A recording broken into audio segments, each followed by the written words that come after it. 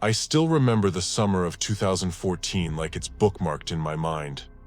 I was 15, awkward, restless, and, like most teenagers, absolutely convinced nothing could hurt me. Every July, my family camped at Briar Ridge State Park in northern Michigan. If you've never been there, picture miles of pine forest so dense that once the sun dipped behind the tree line, the whole place fell into this bluish darkness that felt older than anything human. My best friend at the time, Tyler, camped with us that year. He and I had this nightly tradition we called the ritual. Around 10:30 p.m., always after the campfires had settled into embers and most families were zipped up in their tents, we'd slip away with half-charged flashlights and wander the woods. It sounds stupid now, but back then we felt like explorers. The whole point was to keep the flashlights off and see how far we could make it before we chickened out. Most nights, we stayed within maybe a quarter mile of the main campground. You could still hear distant conversations, an occasional dog bark, or the hum of someone's generator. But on July 18th, a Friday night, we decided to push deeper, farther than we'd ever gone. It was around 11:07 p.m. I remember checking, because my phone was my only source of light before we killed the flashlights.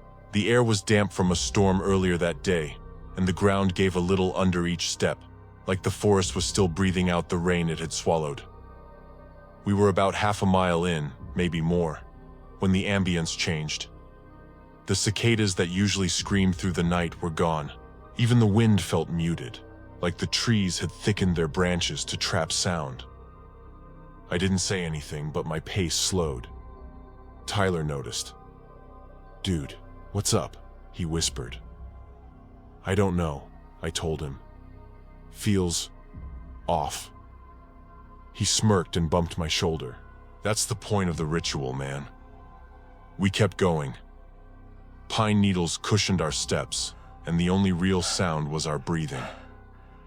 Eventually, the darkness got so heavy it felt textured, like walking through ink. I finally caved and switched on my flashlight, and that's when we heard it. A whisper. Soft. Almost like someone exhaling words they weren't sure they wanted to commit to. We both spun around, flashlights cutting weak yellow circles through the trees. Nothing moved. No branches cracked. No leaves rustled. Tyler tried to joke, but his voice shook. Probably a raccoon or a cryptid. "Congrats, you're viral."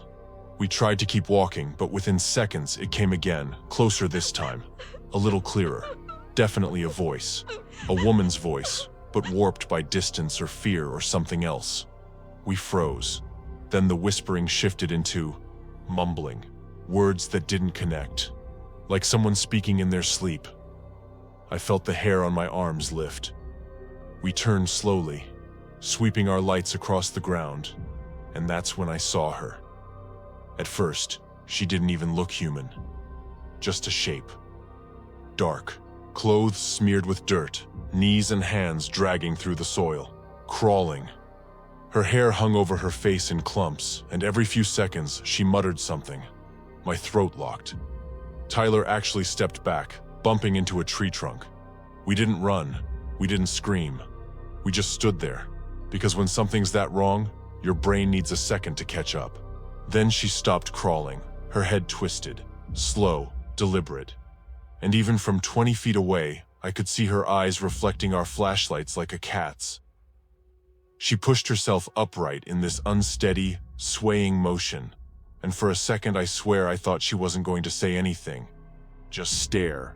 But then she spoke. I'm looking for my campsite." Her voice sounded dry and frayed, like she'd been screaming earlier.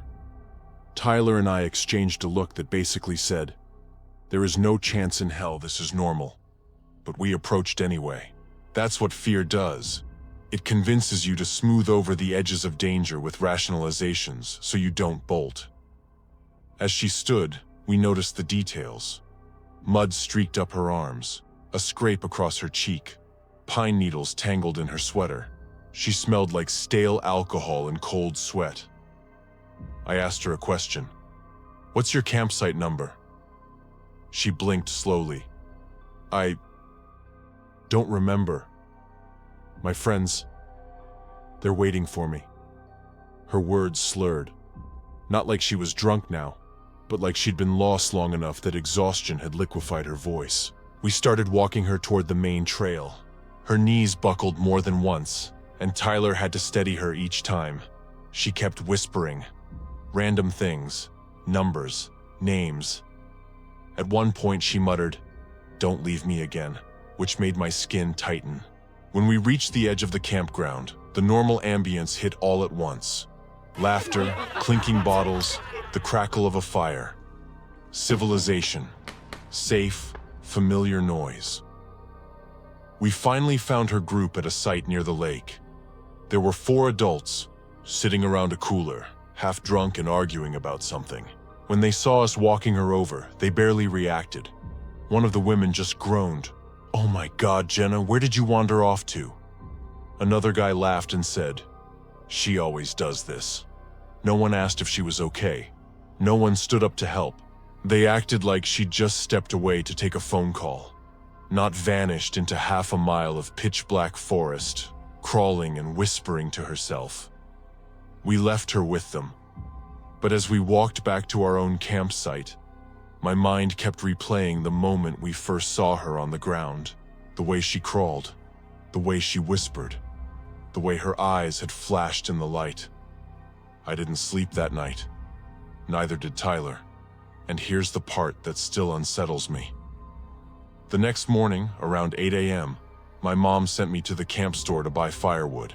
The guy behind the counter was an older ranger who had been patrolling that park for decades. On impulse, I mentioned the woman we'd found. Told him she'd been lost in the woods. He frowned. "What woman?" I described her. The clothes, the dirt, the mumbling, everything. He shook his head. "No, nobody reported anyone missing last night. Not from any of the camp loops." I told him her friend said she just wandered off. The ranger stared at me for a long moment. Then he said, "Kid, I was checking the trails until almost 2 in the morning. Didn't see anyone out there. Not a single flashlight. I felt a chill crawl up my spine." "Maybe she didn't have one," I said. He nodded slowly. "Maybe." But then he added, almost under his breath, "Still, crawling half a mile, in the dark, without a light, in that terrain? You're sure she was coming from the woods?" I didn't know how to answer that, because the more I thought about it, the more I realized we never actually saw where she came from. She was just there, behind us, whispering. And the part I think about the most? As Tyler and I were leaving the camp store, the ranger called after me. "Hey, if you see her again, come get me immediately." I asked him why. He hesitated, then said, "Because the last time someone matched that description out here, it didn't end the way you think." He didn't explain. And to this day, I'm not sure I want to know what he meant.